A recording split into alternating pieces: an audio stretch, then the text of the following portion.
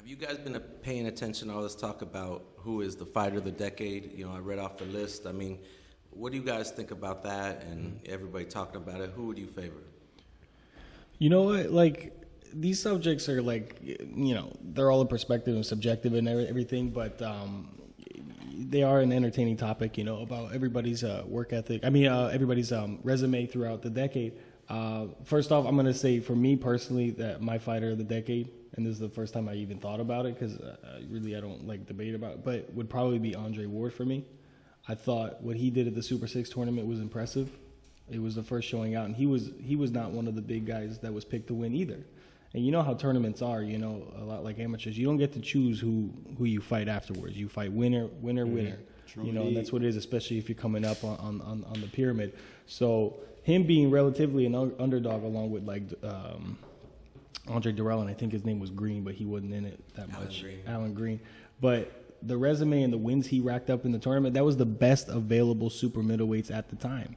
And ever since super middleweight became a weight class not too long ago, it's always been a stacked division. Mm-hmm. And those were the readily, but you like, out of bias, I'll say that the only one that was kind of left out was. Because you're in that weight class. No, that too. But out of bias, I'll also say that the only person they left out of that tournament was Lucien Bute because he had the IBF title, and I think he defended it for like 7 years going and everything. That was the only person they left out. But everybody else readily available, all those champions, Froch, Mikhail Kessler, Arthur Abraham, Durrell, those were like the best super middleweight.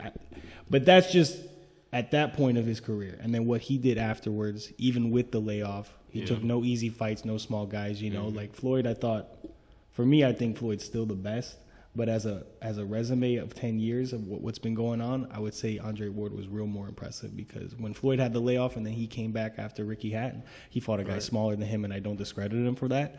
But Andre Ward, his comeback fight, he went up in weight, and I think he fought Sullivan Barrera, maybe somebody else before that. It was either Smith or Sullivan. Alexander Brand, he fought Smith. It was a Brand, and then afterwards it was Sullivan Barrera, and I think after was Smith. But those were tough guys, and he looked phenomenal. I mean, no rust. He was very sharp, very focused, you know. So to me, I thought he has the most impressive, and I think the hardest resume that I think he racked up for the decade. That is a hell of a pick. I didn't even think of Andre Ward, and just like, you know, his career, he kind of got overlooked, you know, a lot too. So, but that is a solid pick. I've thought about Andre Ward, but Pacquiao always comes to mind. Like, he's been overlooked for fighter of the decade for quite some time. I mean, and he would what we say. I think he had a legendary decade. Right. I mean, that guy. Because he's had his ups and downs. That's the stuff of. When did he fought De La Hoya in 2009, or was it 2010 already? It was 2009. Right? It was like 2009. 09, yeah. So he started it, but even after that, his career was like the stuff. You know, like I mean, he took any readily available fights for well as him. And that's when he was already stationed at 47. So we were just shy of him moving up all those weight classes as well. But Manny Pacquiao, that's what you could say about his decade. Yeah, Pacquiao's my pick too. Like we discussed this before, and I said Pacquiao's the only fighter that, you know, we're discussing in this, you know, fighter of the decade that has moved multiple weight classes, you know, 5-6 weight classes, and has dominated. And not only did he, you know, compete with guys that was bigger than him, you know, towards the end of his career, and, you know, it's not over. He's competing with guys that are younger than him too.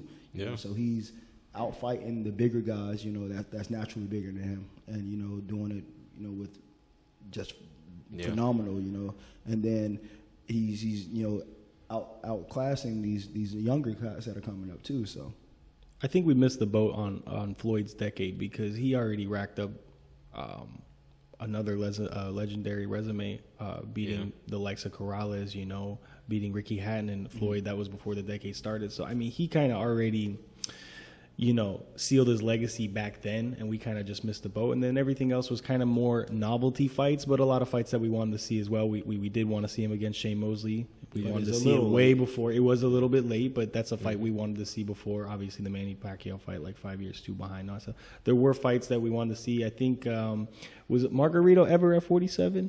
Yeah, people were talking about that. They never fought. And then I think they were talking about Paul Williams too, but I think he was also maybe a little bit, I don't know if he was already at 54 and everything, and Floyd, you know. I think we kind of maybe for the decade was kind of missed the boat of his career, because his legacy, I think, when we're going to remember, is kind of like ending of Pretty Boy Floyd and then the birth of Money Mayweather. That came around the end of the decade. But some people say Mayweather, a lot of people go with Mayweather for fighter of the decade, and the big reason they're basing it is because he beat two guys on that list, Canelo and Pacquiao. How much should he get credit for those two victories? I think he should get a lot of credit. I think the problem with Floyd is we want to see real adversary. And Floyd gets a lot of backlash for kind of picking and choosing his fights, and but he fights them. Yeah, eventually. he does eventually. So it kind of like back in the day when we talked about the '80s, those fighters, they fought the best fighters regardless of what time it was. Right. They didn't wait to if the money was right or if the business was right. They fought because it was the best. It was the best. Top, it was the top four guys in the weight class, so they fought. You had Sugar Ray and Duran and Hagler and Hearns. They all fought each other at the time they're supposed to fight each other. So that's what kind of takes away from Floyd being he still has a hell of a legacy, but it just diminishes it a little bit. Yeah, he didn't fight them when they were hot. I think that was the main factor about 2010 all the way to 2019 was money was a big factor. It wasn't like what you pointed out in the 80s and all that stuff. You still, the chances you would take for the amount of money that you could take, even if it's for little chances, I think that's what he was doing afterwards. I mean, he sealed himself, like I said, before this decade in 2010 started, and then everything else was mainly based on money. I don't think he was trying to worry about impressing us or kind of. He did what he had to do. He was already moving up all those weight classes, wipe guys out like Hatton and Corrales and all that stuff. So I don't think it was a big deal, but I think afterwards it was a big thing about money, and I think he wasn't really too pressed on. If he knew people were going to come and watch him, whether it was to lose or win, that was the main focus on him. I think he was kind of not worried too much about these meaningful fights. Not that he did not have meaningful fights, but there were a lot of novelty fights that were kind of maybe too late, or it was in the environment where his opponents were not comfortable. Canelo dropping weight at 152, where it was 150. And again, Canelo put himself in that environment. And it's the same thing with Manny Pacquiao kind of waiting too long to kind of comply with, Floyd's wishes. I mean, it was kind of coming off of Floyd not on both sides. It was on both sides, and Floyd kind of created a new, I guess, Floyd created the business of boxing. Yeah, he did. But he also created the whole business of anti-doping. He really started that. He was kind of the pioneer of that, and it was kind of like, why are we using your jurisdiction and all that stuff? But if Manny kind of, not that it's Manny's fault, but maybe if they really wanted to fight at Manny's prime or whatever, even if we can call that Manny had a prime, Manny could be prime right now. We don't know, but it's kind of what their opponents put themselves in the environment too, because they wanted the money as well. Now with Manny Pacquiao, the ones picking Pacquiao, it's really surprising to see him. He's probably the one who closed the strongest in some ways. Beating Broner and Thurman.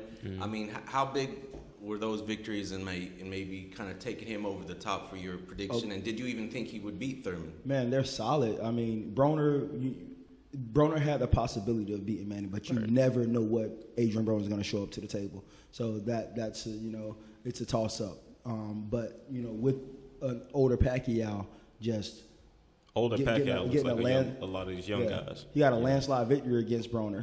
He embarrassed him. That definitely put more on his legacy. And then a lot of people, I didn't think that he would beat Thurman. And just watching the training camps leading up to the fight, I was like, yeah, Pacquiao's gonna get him. And just the way that he did it, it definitely, it put some solidity on what he's done, what his career is. Right. Durability on young, confident fighters, not fighters that were looking for a paycheck. I mean, you could say a little bit for Broner, but young, confident fighters. Right. That's what it was. Strong fighters coming in there to win. I think that really.